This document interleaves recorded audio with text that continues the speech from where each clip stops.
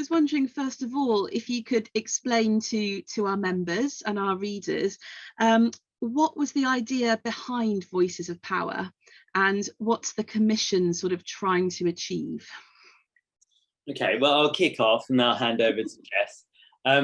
It originated, I'd say, with discussions with Hilary Summers around just her voice and what the kind of character of her voice is, and the fact that she has this overwhelmingly powerful bottom register and middle register and top, and that each of those registers has its own character and can be a totally different person at the top or at the bottom. So I knew that I wanted to showcase that and to find an idea that kind of played into the drama of that type of powerful voice of hers. Maybe I'll hand over to Jess. Good point to pick up. Well, tag team. Yeah. So although I am a writer, I'm also a singer. Yes. And I've worked with Hilary. We've been on stage together many times. Most recently, only a couple of years ago, actually, just before the pandemic. So I know Hilary really quite well, and I know her voice, and I know the personalities that she can play. So when Luke suggested to me that we might collaborate on this, it was a good one for me because of my knowledge of Hilary. Okay. Initially, I think they'd been talking about maybe looking at mythological women. Yeah. I just said to Luke, how about we make it about real women? Because, you know, it's one of the things that sometimes can be missing, I think, from a lot of classical music is actually engaging with the world we live in. And we quite often revert either to mythology or to fantasy in some way. So we agreed, let's actually sort of pin this to reality in some way.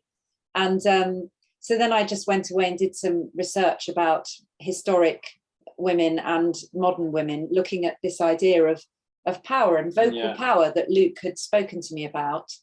And what we came up with together was to tell the story of power from Roman times till the present day, but through the prism of female power. But we're not actually saying at any point this is female power.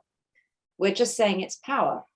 And Luke and I both read the same book recently called Strong Female Lead by Arwa Madawi.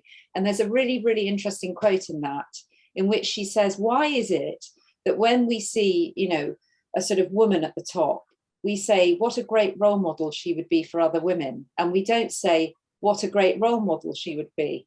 Whereas if you flip it the other way around, obviously we just talk about generic role models. So we thought, okay, so we're going to flip this on its head and tell the story of power through key female figures.